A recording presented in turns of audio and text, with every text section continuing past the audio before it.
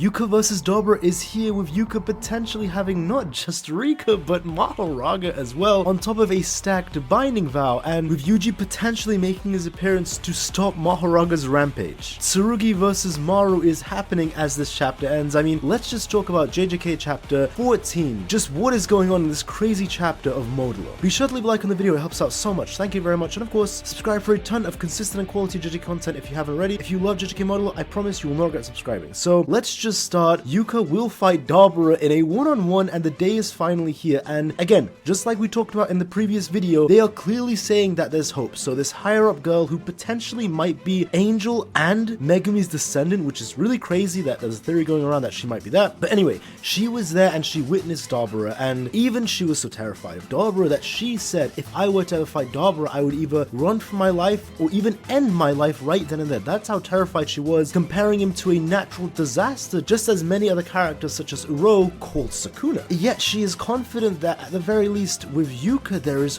hope, which is insane to say. Imagine you had to fight someone who's on Sukuna's level and you throw someone out there and you say if this person fights, there is actually hope with binding vows. I mean, that's not a joke. Honest to God, that says something, and that there clearly is a plan. I mean, they are not 100% sure on this plan, but I really believe, like you've all seen going on right now, like you've all seen that's going around in the community right now, it is definitely Rika involved. So we see Tsurugi in this chapter and we do not see the Rika ring around his neck. However, I do want to clarify, I've gone through the other chapters and I've looked at Tsurugi's design, specifically when he's wearing this jacket, and the thing is, he always is wearing the Rika ring, but when he's got this jacket, the black one that covers his neck, you cannot see if he's wearing it or not. There's even a moment in chapter 2 when he's wearing it, but you cannot see it because of the jacket, and when he takes the jacket off, you can then see him wearing the Rika ring. So I don't know if Gege is doing this on purpose, because Gege is the one who writes and also does the storyboard. Yuji is the one who draws it. It is a very clever tactic because we don't know if Yuka has the ring as well, because Yuka also has a jacket over her that covers her neck, so she very likely may have that necklace around her neck, or it could still be within Tsurugi. I just think the only chance that they would have, one of them being Rika, I think that's extremely likely. Maybe not extremely, I think it's very likely, because what other way can Yuka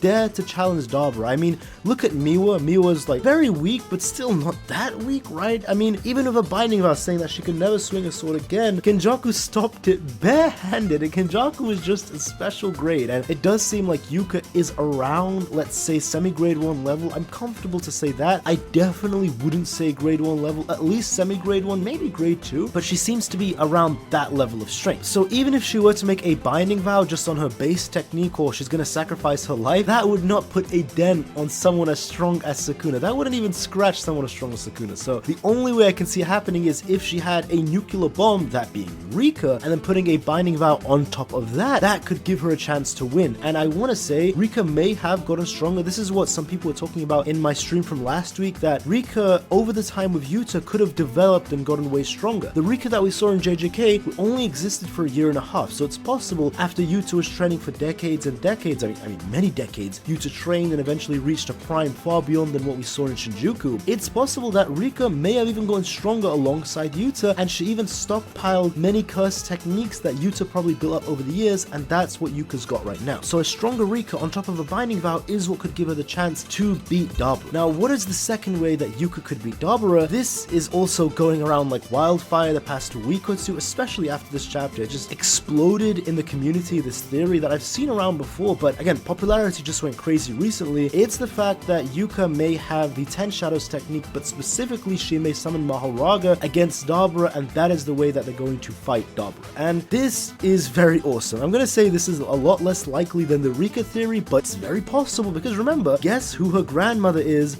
Maki Zenin. And I want to say, some people might think, but wait, Maki Zenin didn't have a technique, so how can she pass down a technique to her grandchild? I mean, Toji literally was Maki the same way. Like, he didn't even have an ounce of gust energy, he had a heavenly restriction, and yet he gave birth to Megumi, who had the 10 Shadows technique. So if anything, that makes it more likely that a heavenly restricted user gives birth to a 10 Shadows user. I mean, if that's even a thing, it probably isn't, but all I'm trying to say, it's possible, because she has Gojo clan blood, but also Zenin blood within her veins. veins so she could have the 10 shadows. And this, I'm not gonna lie, this does seem like a reach, but it's possible. Like, it's very possible. When she activates her techniques on her hands and she summons like these spiritual wolves or spiritual little doggies on her hands, she almost, I mean, you really gotta like squint your eyes and check it, but it looks like she may have slapped her hands in the style of a 10 shadows technique. The same way Megami summons the divine dogs and he does the hand signs, she may have done the same, and she may be using the divine dogs in another way, which is how she applied it to her hands. It's an incredible stretch, I'm not gonna lie, like an incredible reach, but you can't deny that it's at least possible, like it could be true, so that is out there. I mean, even if that's not true, the fact that they're so confident that she has a chance makes me believe it's either Mahoraga or Rika, or a crazy scenario would be both. Can you imagine Rika and Mahoraga teaming up against Dabura? Like, that is absolutely insane, I'm not gonna lie, because I don't believe one of them is enough to beat Dabura. I just think he's too powerful. If it was Rika alone, there's no chance. If it was Mahoraga alone, there's no chance. The only way I can see it happening, if it were to be one of them, would be if, just like Tsurugi was saying in this chapter, Rika were to use a binding vow to amp one of them. So let's say she summons Mahoraga, she uses a binding vow and sacrifices her remaining life to make Mahoraga stronger or something, or maybe even with Rika where she uses a binding vow to give everything to Rika, similar, and this could be very poetic in terms of writing, similar to the way Yuta did when he fought Geto, where Yuta made a binding vow to give himself to Rika so that Rika could go beyond her limits and basically destroyed Geto, that final blast in the JJK prequel manga and the JJK movie. In that same way, Yuka could make a binding vow with Rika and give her own life just to boost Rika to a level that's never been seen before. Again, it would parallel so well with her own grandfather who she was closer to, so in terms of writing, I think that would by far be the best choice if it is Rika and she makes that binding vow just like her grandfather made. But I cannot deny that the Mahoraga idea is way cooler, and if I had to choose, I do hope it's Mahoraga. I mean, I don't know, Rika would be cool as well if it is Rika, if that's her backup plan, because Rika and Yuka would fight alongside of each other and she would use the copy techniques. I think in terms of an actual cinematic fight and how it'd be choreographed, Rika's would be far better, I'm not gonna lie. I think it'd be cooler, we could get to see so many techniques that could have been stockpiled or even given to Yuka by Japan and all the sorcerers to use in this fight, but it would also be very cool if it was Mahoraga, because hey,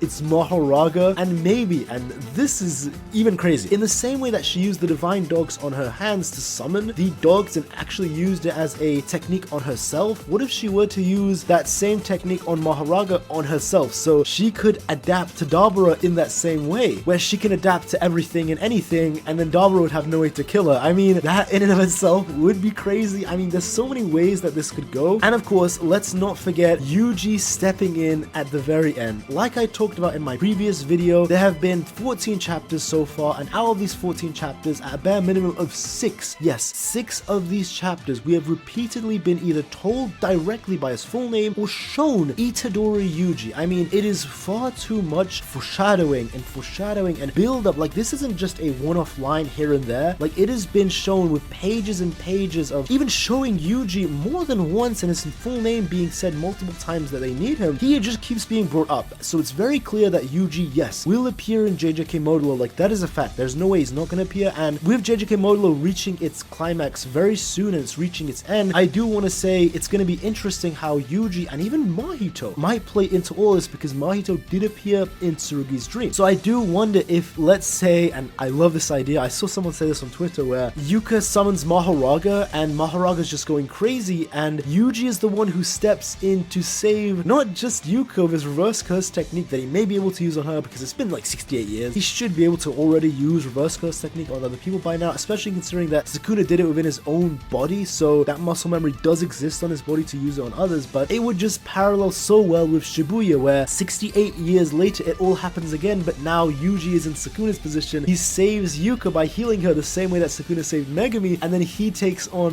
Mahoraga and then Dabura. Like, imagine if he one-shots Mahoraga right there with some insanely new techniques or something crazy, I don't know, and then he takes on Dabura and wins. I want to see that. I want to see that. That's just gotta happen. That would be peak writing, absolute cinema. Like, I would pay money for that just to happen. I would absolutely praise Gege till the end of times, just simply because of how cool it would be. And it's Yuji, it's our boy Yuji, you know? So I do hope that is what ends up happening with Yuji. But hey, if you did enjoy this video, be sure to leave a like, it helps out so much. Thank you very much. And of course, subscribe for a ton of consistent and quality JJK Modulo content just like this. I assure you, if you love JJK Modulo, you will not regret subscribing. But hey, that's all from me. Have a great day, guys, and take care.